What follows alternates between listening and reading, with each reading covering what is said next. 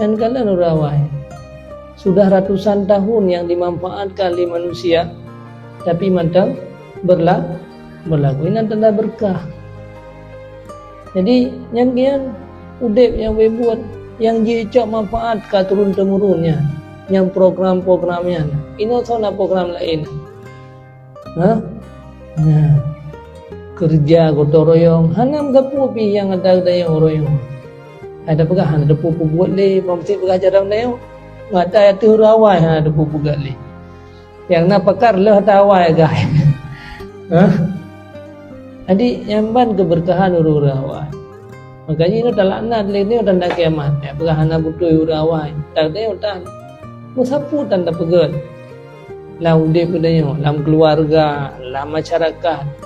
Musapu tan utakan kebaikan yang kedayo ubah. Ban begah tayo tinggi tha pendidikan, ayo tha tayo. Carang tha tayo ino, kaya tha tayo ino. Putai nak ubah. Ya. Mukana dah pedih. Bela guru lah mulai.